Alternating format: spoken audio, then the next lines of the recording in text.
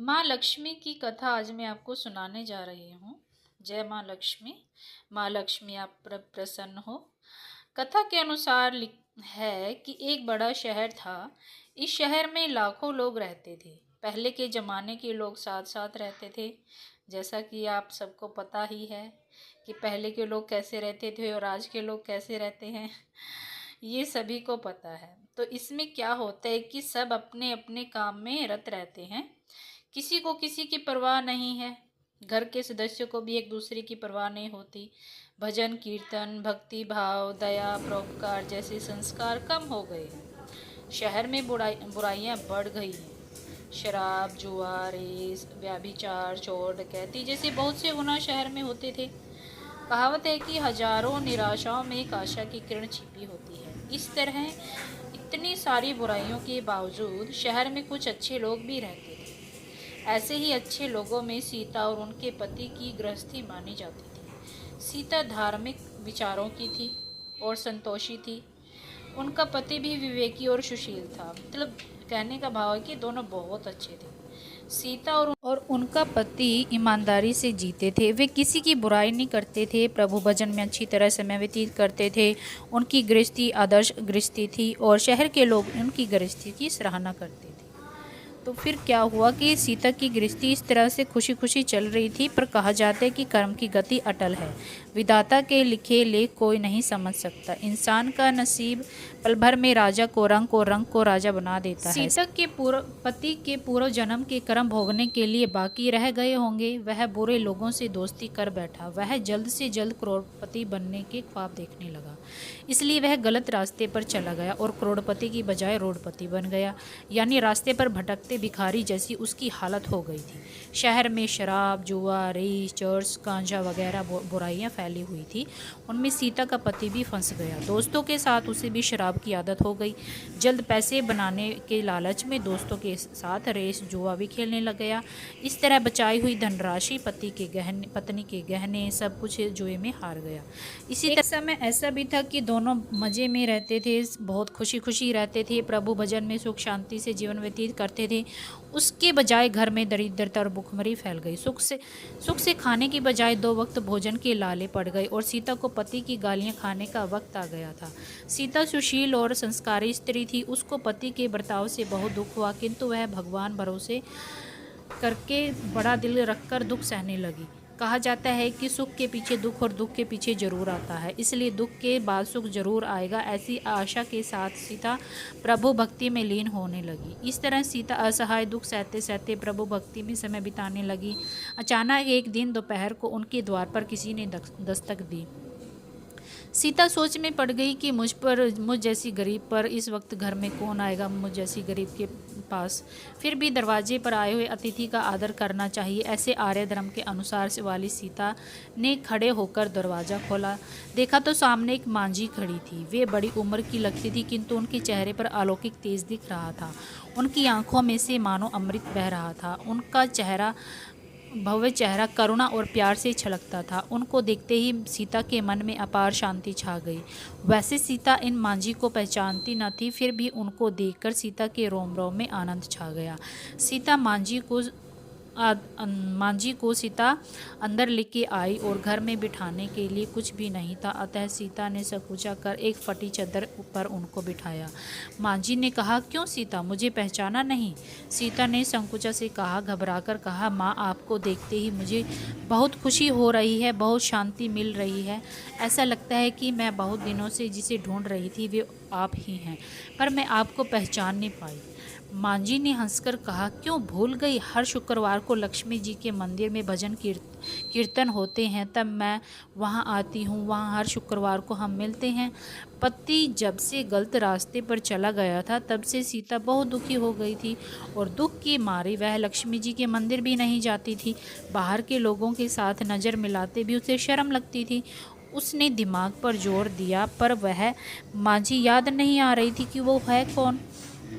तभी मांझी ने कहा, तो लक्ष्मी जी के मंदिर में कितने मधुर भजन गाती थी, अभी तो दिखाई नहीं देती, इसलिए मुझे लगा कि कहीं तो बीमार ना हो गई हो। ऐसा सोचकर मैं तुझसे मिलने चली आई। मांझी के अति प्रेम भरे शब्दों से सीता का हृदय पिघल गया। उसकी आंखों से आंसू आ गए। माँ जी के सामने वह बिलख बिलख कर रोने लगी। यह देखकर माँ जी सीता के नज़दीक सरकी और उसकी सिसकती पीठ पर प्यार भरा हाथ फेरकर सांत्वना देने लगी। माँ जी ने कहा, बेटी, सुख और दुख तो धूप और छाँव के जैसे होते हैं। सुख के पीछे दुख आता है और दुख के पीछे सुख आता है। धैर्य रखो बेटी। और तुझे क्या परेशानी है? अपने दुख की बात मुझे सुना, तेरा मन भी हल्का हो जाएगा और तेरे दुख का कोई उपाय भी मिल जाएगा। माँ जी की बात सुनकर सीता के मन को शांति मिली। उसने माँ जी से कहा, माँ, मेरी गृहस्थी में भरपूर सुख और खुशियाँ थी। मेरे पति भी सुशील थे। भगवान की कृपा से पैसे की बात में भी हमें संतोष था। हम शांति से गृहस्थी चलाते, ईश्वर भक्ति में अपना व्यक्त समय बिताते थे। यकाएक एकदम से हमारा भाग्य हमसे रूठ गया। मेरे पति की बुरे लोगों से दोस्ती हो गई। बुरी संगति की वजह से वे शराब, जुआ, रेस, चर्च, गांजा वगैरह आदि आदतों का शिकार हो गए और उन्होंने सब कुछ गुआ दिया। हम रास्ते के भिखारी जैसे बन गए। यह सुनकर माँ जी ने कहा, सुख के पीछे दुख और दुख के पीछे जरूर आता है। ऐसा भी कहा जाता है कि कर्म की गति न्यारी है। हर इंसान को अपने कर्म भुगतने होते हैं। इसलिए तू चिंता मत कर। अब तू कर्म भुगत चुकी है। अब तुम्हारे सुख के दिन अवश्य आएंगे। तू तो माँ लक्ष्मी जी की भक्त है और माँ लक्ष्मी जी प्रेम और करुणा की अवतार हैं। वे अपने भक्तों पर हमेशा ममता रखती हैं। इसलिए तू धैर्य रख। माँ लक्ष्मी जी का व्रत कर, इससे सब कुछ ठीक हो जाएगा। माँ लक्ष्मी जी का व्रत करने की बात सुनकर सीता के चेहरे पर चमक आ गई। उसने पूछा, माँ लक्ष्मी जी का व्रत कैसे किया जाता है? वह मुझे समझाइए, मैं यह व्रत अवश्य रखूँगी। माँ जी ने कहा, बेटी, माँ लक्ष्मी जी का व्रत बहुत सरल और उसे बहुत वैभव लक्ष्मी व्रत भी कहा जाता है। यह व्रत करने वाले की सब मनोकामनाएं पूर्ण हो जाती हैं। वह सुख, शांति और यश प्राप्त करता है। ऐसा कहकर माँ जी वैभव लक्ष्मी व्रत की विधि कहने लगी। फिर, बेटी, वैभव लक्ष्मी व्रत वैसे तो सीधा साधा व्रत है, किंतु कई लोग यह व्रत गलत तरीके से करते हैं, अतः इसका फल नहीं मिलता। कई लोग कहते हैं कि सोने के गहनों की हल्दी कुमकुम से पूजा करो, बस व्रत हो गया, तभी उसका फल मिलता है। सिर्फ सोने के गहनों की पूजा करने से फल नहीं मिल जाता तो आज सभी लखपति हो जाते।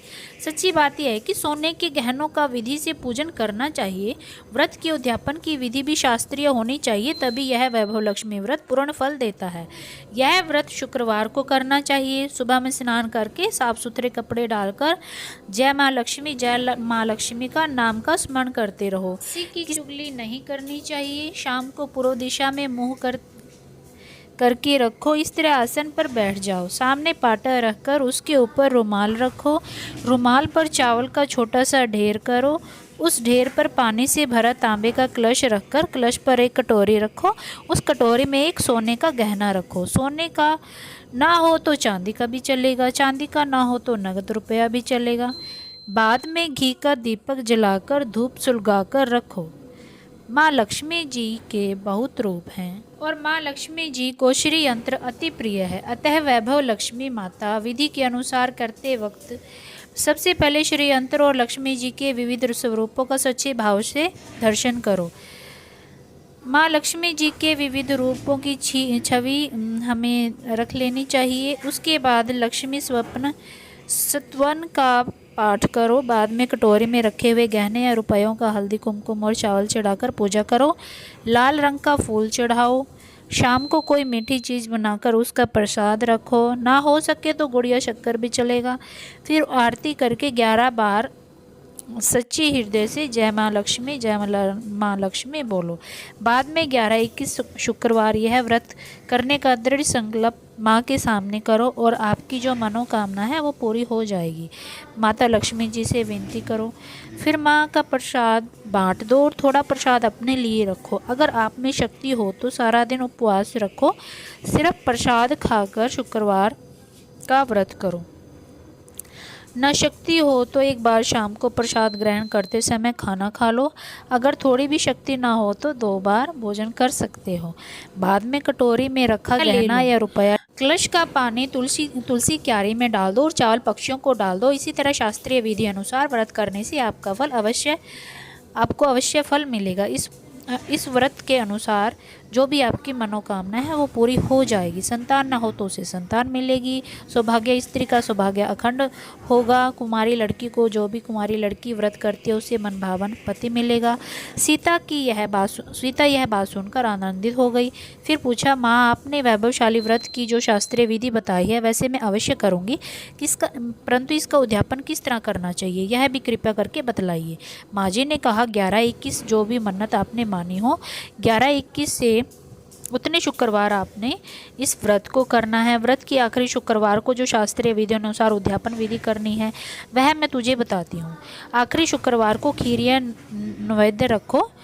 पूजन विधि जैसे हर शुक्रवार को करते हैं वैसे ही करनी चाहिए। पूजन विधि के बाद श्रीफल फोड़ो और कम से कम 7 कुंवारी या सौभाग्यशाली स्त्रियों को कुमकुम का तिलक करके वैभव लक्ष्मी व्रत की एक पुस्तक उपहार में दे देनी चाहिए। खीर का प्रसाद देना चाहिए। फिर धनलक्ष्मी स्वरूप, वैभव लक्ष्मी स्वरूप माँ लक्ष्मी जी की छवि को प्रणाम करें। माँ लक्ष्मी जी का यह स्वरूप वैभव देने वाला है। प्रणाम करके मन ही मन भावुकता से माँ की प्रार्थना करते वक्त, हे महालक्ष्मी, हे वैभव लक्ष्मी, मैंने सच्चे हृदय से आपकी व्रत पूरा किया है, तो हे माँ हमारी सारी मनोकामनाएं आप पूरी कीजिए।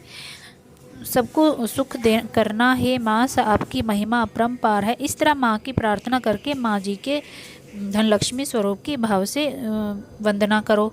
माँ जी के मुख से वैभव लक्ष्मी व्रत की शास्त्रीय विधि सुनकर सीता भाव विभोर उठी। उससे लगा मानो अब सुख का रास्ता मिल गया है। उसने आंखें बंद करके मन ही मन उसी क्षण संकल्प लिया, हे वैभव लक्ष्मी माँ, मैं भी माँ जी के कहे शब्द अनुसार श्रद्धा से शास्त्रीय विधि अनुसार वैभव लक्ष्मी व्रत 21 शुक्रवार तक करूँगी और व्रत का शास्त्रीय विधि अनुसार उद्यापन भी करूँगी। सीता ने संकल्प करके आंखें खोली तो सामने कोई न था। वह हैरान हो गई कि माँ जी कहाँ गई। यह माँ जी दूसरा कोई न था, साक्षात लक्ष्मी ही जी थी। सीता लक्ष्मी जी की भगत थी, इसलिए अपने भक्त को रास्ता दिखाने के लिए माँ जी का स्वरूप धारण करके सीता के पास आई थी। दूसरे दिन शुक्रवार था। सवेरे स्नान करके अच्छे कपड़े डालकर सीता ने पूरे भाव से, श्रद्धा भाव से जय माँ लक्ष्मी का मन ही मन सुमिरन करके सारा दिन किसी की चुगली नहीं की। शाम हुई तब हाथ पाँव मुँह धोकर सीता पूर्व दिशा में मुँह करके बैठी। घर में पहले सोने के बहुत से गहने थे, पर पति देव ने गलत रास्ते पर चलकर सब गहने गिरवी रख दिए। पर नाक की चुन्नी बच गई थी। नाक की चुन्नी निकालकर उसे धोकर सीता ने कटोरी में रख दिया। सामने पाटे पर रुमाल रखकर मुट्ठी भर चावल का ढेर लिया। उस पर तांबे का कलश पानी भरकर रखा। उसके ऊपर चुन्नी वाली कटोरी रखी। फिर माँ जी ने कहा था वैसे ही शास्त्रीय विधि अनुसार वंदन, सत्वन, पूजन वगैरह किया और घर में थोड़ी शक्कर थी वह प्रसाद में रखकर वैभव लक्ष्मी व्रत किया। यह प्रसाद पहले पति को खिलाया। प्रसाद खाते ही पति के स्वभाव में फ़र्क पड़ गया। उस दिन उसने सीता को मारा नहीं, सताया भी नहीं। सीता को बहुत आनंद हुआ। उसके मन में वैभव लक्ष्मी व्रत के लिए श्रद्धा और बढ़ गई। सीता ने पूर्ण श्रद्धा भक्ति से 21 शुक्रवार तक वैभव लक्ष्मी व्रत किया। 21वें शुक्रवार को माँ जी कही अनुसार उद्यापन विधि करके 7 स्त्रियों को वैभव लक्ष्मी व्रत की 7 पुस्तकें उपहार में दी। फिर माता जी के धनलक्ष्मी स्वरूप की छवि को वंदन करके भाव से मन ही मन प्रार्थना करने लगी, हे माँ लक्ष्मी, मैंने आपका वैभव लक्ष्मी व्रत करने की मन्नत मांगी थी, वह व्रत आज पूर्ण किया है। हे माँ, मेरी हर विपत्ति दूर करो, हम सबका कल्याण करो। जिसे संतान ना हो उसे संतान देना, सौभाग्यवती स्त्री का सौभाग्य अखंड रखना, कुंवारी लड़की को मनभावन पति देना। आपका यह चमत्कारी वैभव लक्ष्मी व्रत जो करे उसकी सब विपत्ति दूर करना, सबको सुखी देना। हे माँ, आपकी महिमा अपार है। ऐसा बोलकर लक्ष्मी जी के धनलक्ष्मी स्वरूप की छवि को प्रार्थना करो। इस तरह शास्त्रीय विधि पूर्वक सीता ने श्रद्धा से व्रत किया और तुरंत ही उसे फल मिला। उसका पति गलत रास्ते पर चला गया था, वह अच्छा आदमी हो गया और कड़ी मेहनत करके व्यवसाय, अपना जो भी काम था, बिजनेस था, वो करने लगा। माँ लक्ष्मी के वैभव लक्ष्मी व्रत के प्रभाव से उसको ज़्यादा मुनाफा होने लगा। उसने तुरंत सीता के गिरवी रखे गहने छुड़ा लिए। घर में धन की बाढ़ सी आ गई। घर में पहले जैसी सुख शांति छा गई। वैभव लक्ष्मी व्रत का प्रभाव देखकर मोहल्ले की दूसरी स्त्रियां भी शास्त्रीय विधि पूर्वक वैभव लक्ष्मी व्रत कर हे माँ धनलक्ष्मी, आप जैसे सीता पर प्रसन्न हुई उसी तरह आपका व्रत करने वाले सब पर प्रसन्न होना, सबको सुख शांति देना। हे माँ लक्ष्मी, जय धनलक्ष्मी, जय वैभव लक्ष्मी माँ, जय माँ।